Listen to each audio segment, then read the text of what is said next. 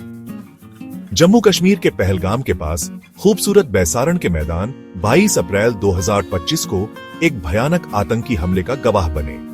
सुबह लगभग 10 बजे इस मशहूर टूरिस्ट स्पॉट का सुकून गोलियों की आवाज से टूट गया। 4 हेविली आर्म्ड आतंकवादी, उनके चेहरे मास्क से ढके हुए, आसपास के जंगलों से निकले और टूरिस्ट्स पर अंधाधुंध फायरिंग शुरू कर दी। विटनेसेस ने बताया कि कैसे गोलियां हवा में चल रही थी और लोग जान बचाने के लिए इधर उधर भाग रहे थे। गवाहों का कहना है कि आतंकवादियों ने खास तौर पर हिंदू टूरिस्ट्स को निशाना बनाया। गोली चलाने से पहले उनसे उनका धर्म पूछा। यह हमला, जो एक युग जैसा लगा, लेकिन शायद कुछ ही भयानक मिनटों का था, मौत और तबाही का मंजर छोड़ गया।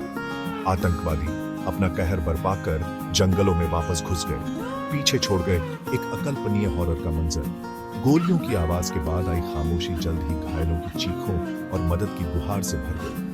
बैसारण की खूबसूरती, जो कभी शांति का प्रतीक थी, हमेशा के लिए खून खराबे से दागदार हो गई। हमले के बाद त्रासदी की असली तस्वीर सामने आई। 26 मासूम जिंदगियां बेरहमी से खत्म कर दी गई। उनका बस इतना कसूर था कि वो गलत समय पर गलत जगह पर थे। ये आम लोग थे, छुट्टियां मनाने वाले परिवार, अपने प्यार का जश्न मना रहे युवा जोड़े और प्रकृति की गोद में सुकून ढूंढ रहे बुजुर्ग तीर्थयात्री। पीड़ितों में दिल्ली का एक युवा जोड़ा था, जो कश्मीर की खूबसूरती के बीच अपना हनीमून मना रहा था। गुजरात के दोस्तों का एक ग्रुप, जिनकी हंसी हमेशा के लिए खामोश हो गई। और पश्चिम बंगाल का एक परिवार, जिसकी खुशहाल छुट्टियों के सपने बुरे सपने में बदल गए। हर खोई हुई जिंदगी टूटे हुए सपनों, बुझे हुए भविष्य और बिखरे हुए परिवारों की कहानी बयां करती है। इन पीड़ितों की कहानियां, उनकी जिंदगी और उनके पीछे छूटे हुए लोग आतंकवाद की मानवीय कीमत की याद दिलाते हैं। उनकी मौत बेबुनियाद हिंसा के सामने मासूम जिंदगियों की कमजोरी की मार्मिक याद दिलाती है। हमले के तुरंत बाद पूरे भारत में दुख और गुस्से की लहर दौड़ गई।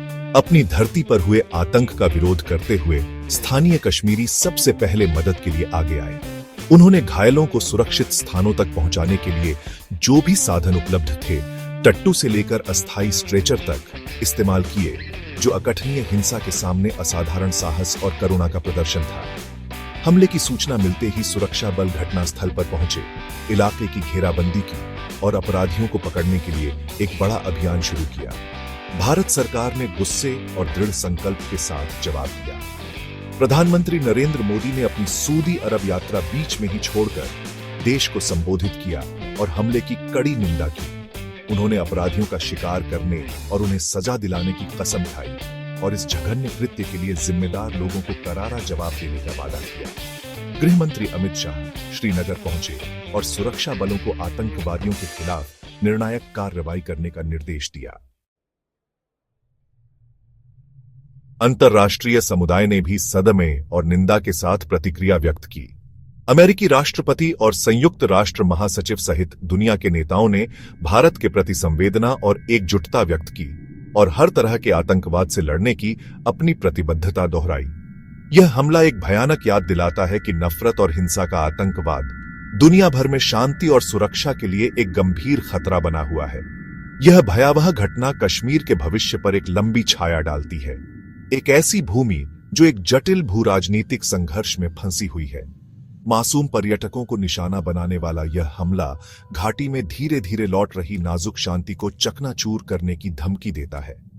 स्थानीय अर्थव्यवस्था के लिए एक महत्वपूर्ण जीवन रेखा, पर्यटन पर दीर्घकालिक प्रभाव अनिश्चित बना हुआ है, जिस पर निर्भर हजारों लोगों की आजीविका पर संकट मंडरा रहा है। जैसे जैसे राष्ट्र मासूम लोगों की जान जाने का शोक मनाता है, यह हमला आतंक के सामने अटूट संकल्प और सामूहिक कार्रवाई की आवश्यकता की कठोर याद दिलाता है।